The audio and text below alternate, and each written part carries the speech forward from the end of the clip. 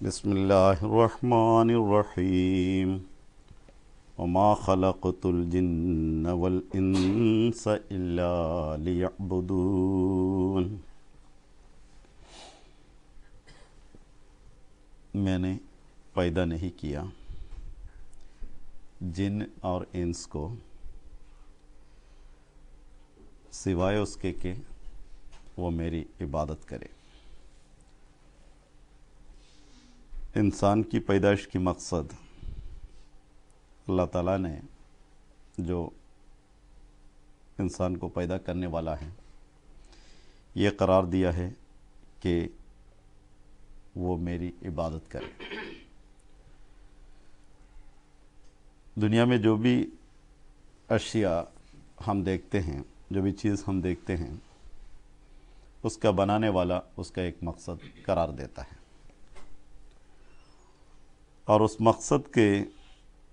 حصول میں ہی اس کی کامیابی ہے۔ اب کوئی چپل بنانے والا وہ پیر میں پہننے کے لیے، اس کے پیر کی حفاظت کے لیے بناتا ہے۔ اگر کوئی یہ کہے کہ نہیں، میں چپل کی شکل و صورت اچھی ہے اس لیے میں اس کو بطور ہار استعمال کروں گا، وہ خوبصورت ہے کر کے اس کو ہار کے طور پر پہنے گا، تو وہ بنانے والے کی کوئی کمی نہیں، اس پر کوئی حرف نہیں ہوتا، جو اس کو استعمال کر رہے اس پر اس کا حرف آتا ہے۔ اسی طرح انسان کسی بھی چیز پر غور کرے، بنانے والے نے جس مقصد کے لیے اس کو بنایا ہے اسی پہ وہ زیب دیتا ہے، اور اسی مقصد کو اختیار کرے تو اس میں کامیابی بھی ہوتی ہے، اور اس مقصد سے ہٹا کر اپنی طرف سے کچھ اس کو استعمال کریں گے تو اس میں وہ ناکام رہتا ہے، اور اس کے لیے وہ زیب بھی نہیں دیتا۔ انسان اپنی غفلت کی وجہ سے اپنے نصب العین جو زندگی کا مقصد ہے اس کو بھول جاتا ہے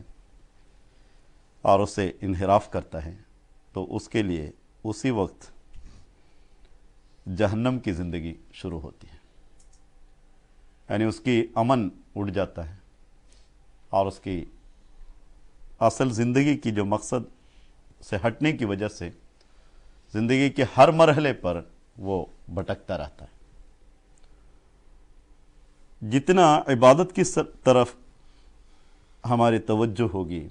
اتنے ہی ہماری زندگی میں سکون اور اطمینان حاصل ہوگا، اور جتنا اس سے غفلت ہوگا اتنے ہی بے امنی اور غیر سکونی کی عالم بھی ہمیں نظر آئے گا۔ اس کے لیے اللہ تعالیٰ نے ایک خاص دعا جو ہمیں سکھائی ہے، ایاک نعبد و ایاک نستعین، ہے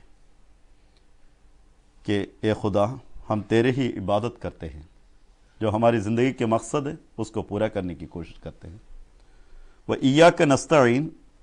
تجھ سے ہی اس کے لیے مدد چاہتے ہیں۔ اب فجر کی نماز میں جب ہم دعا کرتے ہیں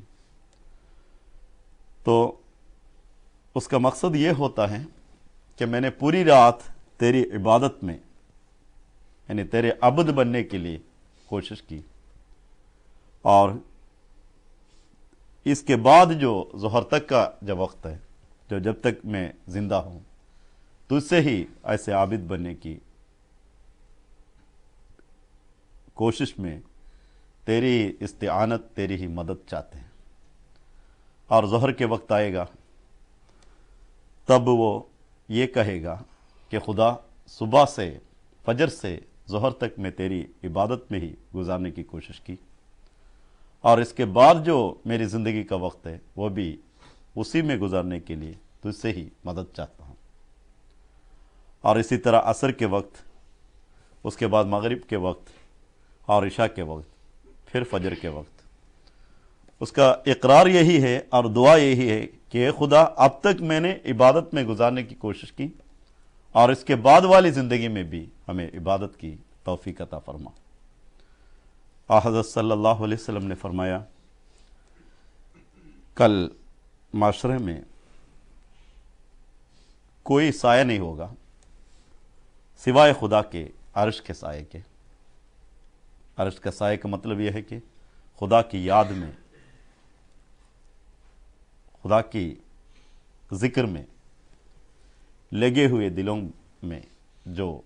ٹھنڈک محسوس ہوتی ہے اس کو عرش کے سایہ کہا جاتا ہے۔ یعنی اس دن کوئی سایہ نہیں ہوگا سوائے عرش کے سائے کے۔ کان فی ظل العرش یوم القیامہ،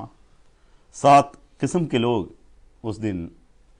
خدا تعالیٰ کے عرش کے سائے پہ ہوگا۔ اس میں سے ایک معلق قلبہ معلق بالمسجد، کہ اس کے دل ہمیشہ لٹکا رہتا ہے سجدہ گاہ کی طرف، یعنی مسجد کی طرف۔ یعنی ہر نماز کے بعد اگلی نماز کے لیے